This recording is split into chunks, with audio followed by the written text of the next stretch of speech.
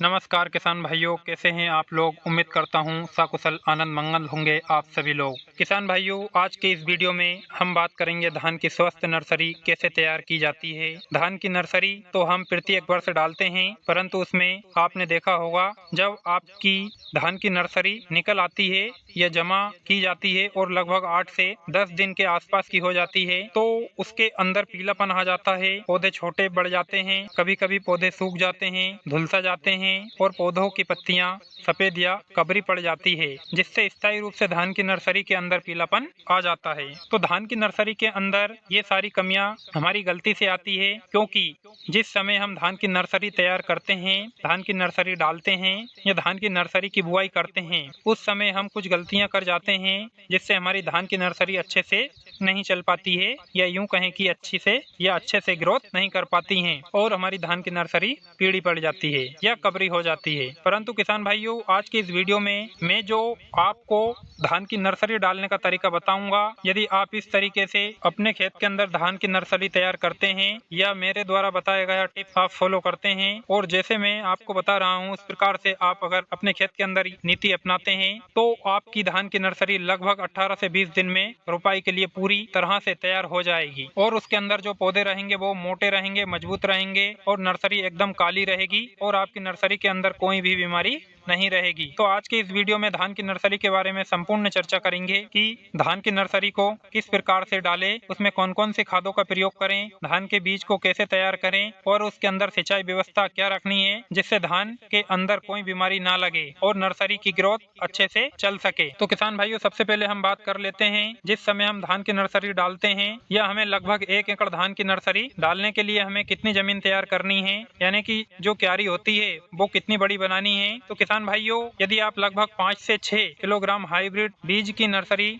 डाल रहे हैं या किसी रिसर्च बेस की नर्सरी डाल रहे हैं तो आपको उसके लिए लगभग 100 वर्ग मीटर जमीन की आवश्यकता पड़ेगी, अर्थात 2 मीटर चौड़ी और 10 मीटर लंबी जमीन की क्यारी बनानी है। इसे आपको अच्छे से तैयार करनी है और उस क्यारी की आपको गहरी जुताई करनी है और गहरी जुताई करने के बाद में क्यारी को अच्छे से मिला देना है या समतल कर लेना है जिससे पानी बराबर मात्रा में भरे और हो सके तो आप नर्सरी के लिए क्यारी बनाएं वो थोड़ी ऊंचे पर बनाएं ताकि यदि आपको पानी निकालने की आवश्यकता पड़े तो उसमें से आप आसानी से पानी बाहर निकाल सकते। उसके बाद किसान भाइयों, आपको इसके अंदर में क्यारी के अंदर गोबर की खाद डालनी होगी, खाद अच्छे से मिलानी होगी। खाद लगभग 6 माह पुरानी होनी चाहिए और इसकी मात्रा लगभग 2 किलोग्राम आप ले सकते हो। यदि आपको यह नहीं मिलती है तो आप 1 एकड़ धान की नर्सरी के लिए लगभग 15 किलो जो वर्मी कंपोस्ट आती है, इसका भी आप अपने धान की नर्सरी के लिए प्रयोग कर सकते हो। इस खाद को आप उसमें डाल दें, अच्छे से मिला दें, मिक्स कर दें। समझ लीजिए कि आपकी जो क्यारी है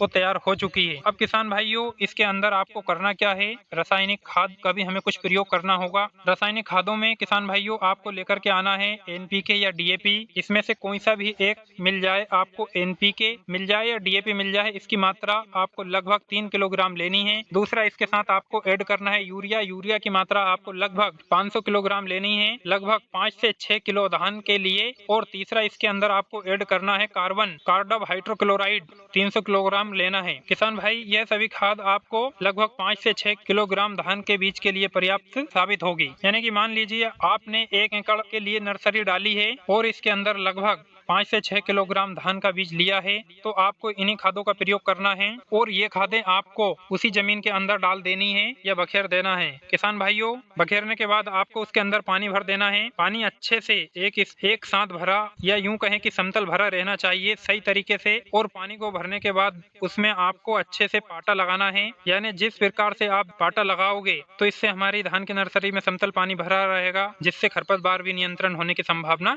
रहेगी। किसान भाइयों, अब आपको क्यारी के अंदर बीज की आवश्यकता पड़ेगी। बीज की तैयारी आपको किसान भाइयों पहले से ही करनी है, यानी कि जिस समय आप धान की नर्सरी डालें तो आपको जो बीज की तैयारी करनी है या बीज को तैयार करना है वो लगभग 36 घंटे पहले या 24 घंटे पहले करना है। किसान भाइयों, बीज तैयार करने के लिए आपको क्या करना है, जो भी वैरायटी आप मार्केट से लेकर के आए हैं, वैरायटी आपको लगभग 10 से 12 घंटे के लिए अच्छे से पानी में डाल देना है। इस प्रकार से पानी में डाल दें ताकि धान के अंदर जो हल्का धान होता है, जो खाली धान होता है, वो ऊपर आ जाए और उसे आप निकाल कर फेंक दें और 12 घंटे के लिए धान को पानी में डाल दें। जब 12 से 13 घंटा हो जाए या 15 घंटा हो जाए, उसके बाद आपको यह धान निकालना है और निकालने के बाद में आपको जो जूट की बोरी है या टाट की बोरी है, टाट की बोरी में, जिसे हम बोलते हैं टाट की बोरी या फट्टा,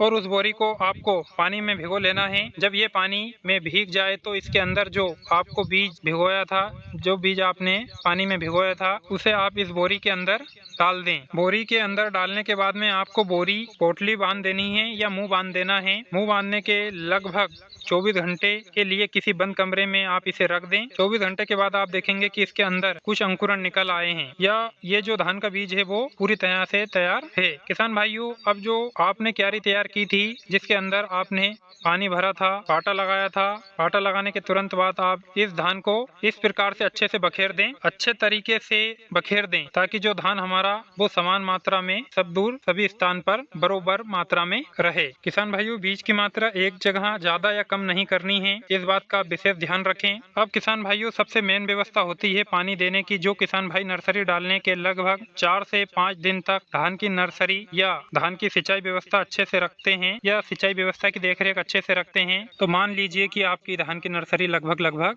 कंप्लीट हो चुकी है।